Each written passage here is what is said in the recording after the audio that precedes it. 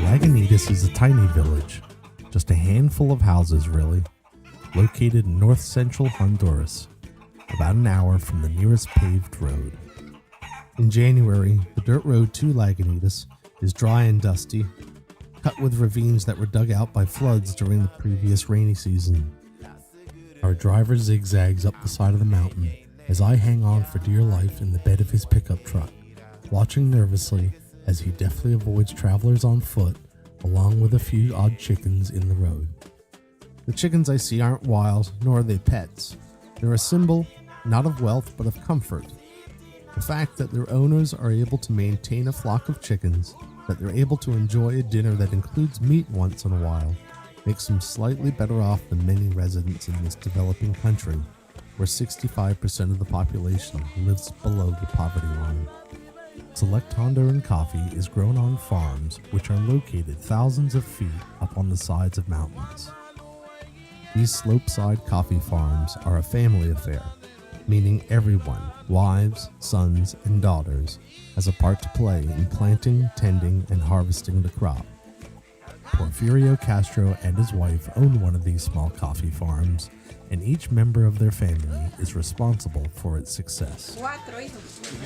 I have 4 children. The first one is 22 years old, the second 20. The third one is a girl, she's 18, and the last one is 12.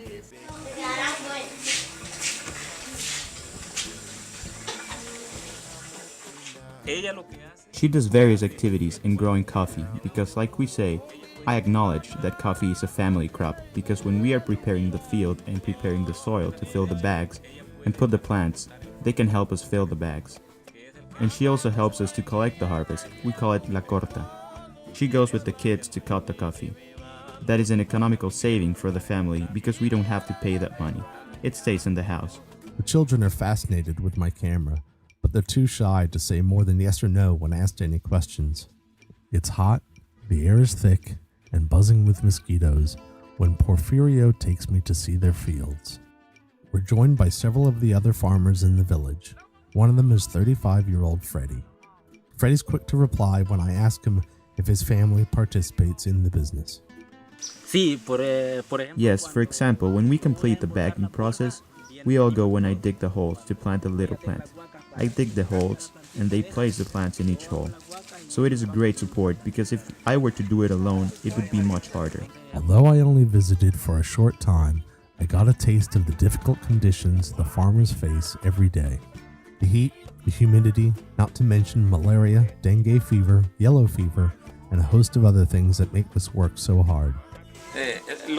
Well, all the jobs are tough, but to us it is like a culture, a custom. We, as peasants, have the desire to be over there in our fields, to be in our plots doing any activity work. It could be with the machete, hoe, pump, or any tool that we use in the field. For us, it is more like a joy to be in the field, because like I said, it is an origin from our forefathers, and we also have that something in our blood.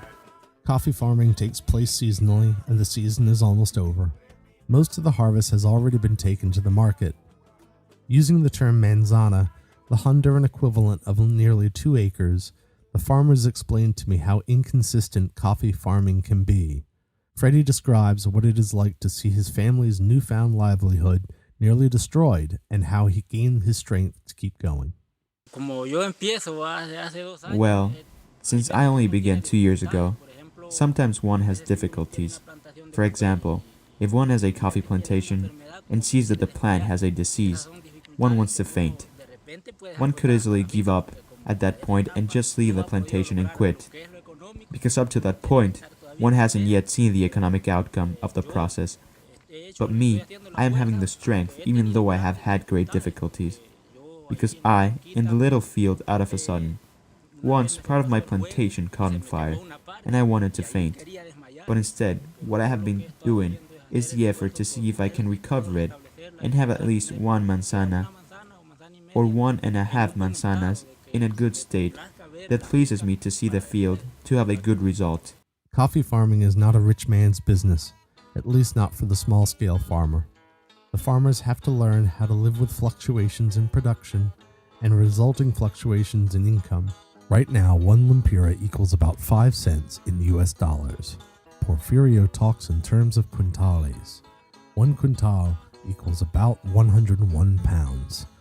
When asked how much money he earns, Porfirio explains. Well, there are many aspects, because if the production is big, the income is excellent regarding a manzana. If we use a manzana as a reference, if a manzana would produce 20 quintales, I'd win an average of 30,000 lempiras per year. But if I'd only produce 10, I'd only win 15,000 in a year. In a country of 8 million, where only 32% of children attend secondary school, and just 8% go on to university, it would seem unlikely that coffee farmers and their families would dream outside of their familiar way of life.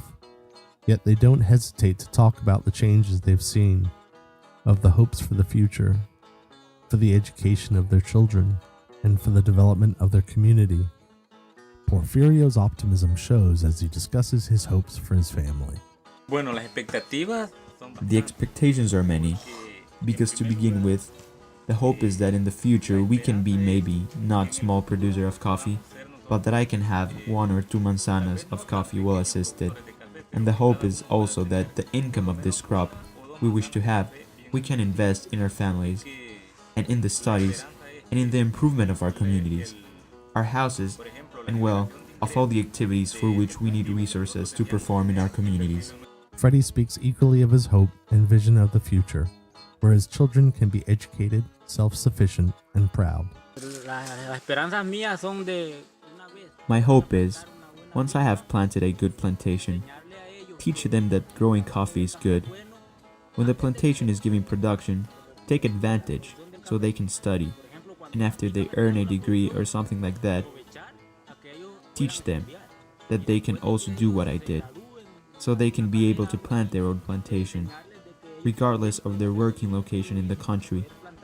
Because if they win money, with money they can do their own coffee plantation. That they don't lose the vision. Even with 1 plant, one can prepare himself. That they don't lose the vision, that they can also leave something to their families, following the example I have given them. Freddie smiles through our entire conversation. He spends a lot of time doing what he loves, farming. His product is a beautiful red pod that enrobes a greenish-white bean. It's picked 1 at a time.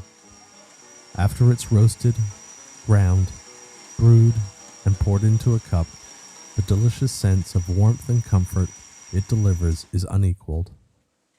Perhaps next time you experience this delicious taste, you will think of this tiny village and the farmers who work and raise their families here. My visit to Honduras showed me a way of life unlike I've ever seen, but meeting Porfirio, Freddie, and their families has shown me that no matter the differences in our lifestyles, we have and want many of the same things. A happy family, pride in the work we do, a productive life, and to offer our children a better life than the one we've known.